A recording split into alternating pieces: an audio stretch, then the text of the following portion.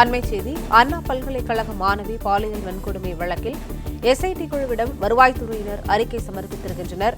கூடுதல் விவரங்களை செய்தியாளர் கதிரவன் வழங்க கேட்கலாம். கதிரவன், வணக்கம். விவரங்களை பதிவு பண்ணலாம். அண்ணா பல்கலைக்கழக வளாகத்துல மாணவி ஒருவர் பாலியல் துன்புறுத்தலுக்கு உள்ளாக்கப்பட்ட சம்பவத்துல கோட்டூர்புரம் பகுதியை சேர்ந்த ஞானசேகர் என்பவர் கைது செய்யப்பட்டு நீதிமன்ற காவலில் டான்லி மருத்துவமனையில் சிகிச்சை அளிக்கிறார்.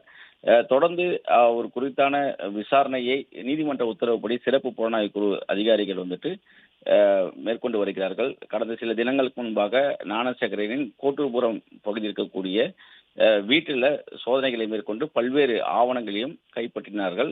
அது மட்டும் இல்லாமல் கடந்த 2020ஆம் ஆண்டு முதல் ரவுடி ஞானசேகரின் வரவு செலவு மற்றும் சொத்து மதிப்புகளை காவல்துறையினர் ஆய்வு செய்து வந்தார்கள்.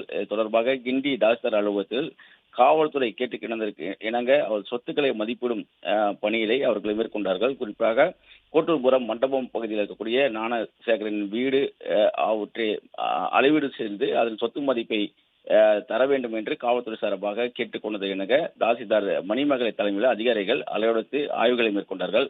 ஞானசேகரின் சொத்து மதிப்பு உள்ளவற்றை ஆய்வு செய்து காவல்துறையிடம் அறிக்கையாக சமர்ப்பிக்கும்படி எஸ்ஐடி குழுவினர் கேட்டுக்கொண்டது இணங்க இந்த ஆய்வுகளை மேற்கொண்ட போது அதில் ஒரு பகுதி அறநிலைத்துறைக்கு சொந்தமான இடத்திலும் அதே போல மற்றொரு பகுதி மாநகராட்சிக்கு சொந்தமான இடத்திலும் கட்டியிருப்பதாக காவல்துறை அதிகாரிகள் சோதனையின் போது கண்டுபிடிக்கப்பட்டது. குறிப்பா 620 சதுர அடியில இந்த வீடானது கட்டப்பட்டிருக்கிறது. 3 அடுக்குமாடிகள் கொண்ட இந்த கட்டிடமானது 470 சதுர அடி அறநிலைத்துறைக்கு சொந்தமான இடத்திலும் மீதமுள்ள 150 சதுர அடி சாலையை ஆக்கிரமித்து மாநகராட்சிக்கு சொந்தமான இடத்திலும் கட்டப்பட்டிருப்பதும் தெரிய வந்தது. நேற்று 2வது நாளாக தாசில்தார் மணிமேகலை தலைமையில் வருவாய்த்துறையினர் இந்த அளவிடும் பணிகளை ஈடுபட்டிருந்தார்கள். ஞானசேகரின் வீடு மட்டுமில்லாமல் அங்க இருக்கக்கூடிய 21 வீடுகளும் இந்து அறநிலைத்துறை மற்றும் மாநகராட்சி இடங்கள் ஆக்கிரமித்து கட்டியிருப்பதும் அதிகாரிகள் சோதனையின் போது கண்டுபிடிக்கப்பட்டது.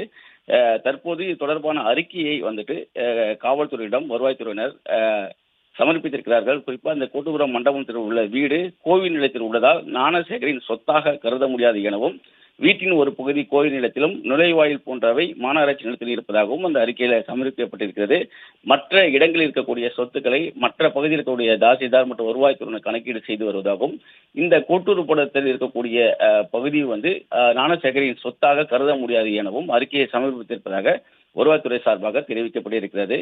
இந்த இடம் வெங்கடேச பெருமாள் கோயிலுக்கு சொந்தமான நிலத்தை ஆக்கிரமித்துதான் இந்த வீடு கட்டியதாக பிரசன்ன வெங்கட பெருமாள் கோயிலின் செயல் அலுவலர் நாராயண தலைமையில் ஏற்கனவே மயிலாப்பூரில் உள்ள இந்து அறநிலைத்துறை அலுவலகத்திலும் புகாரானது தெரிவிக்கப்பட்டு அறநிலைத்துறை அதிகாரிகள் மற்றும் வருவாய்த்துறையினர் நேற்று 2வது நாளாக இந்த அளவீடுகளை செய்த போதுதான் இதனுடைய அறிக்கையை அளவீடு செய்து அதனுடைய அறிக்கையை எஸ்ஐடி குழுவினர் தாக்கல் செய்திருப்பதாக வருவாய்த்துறையினர் தெரிவித்திருக்கிறார்கள்.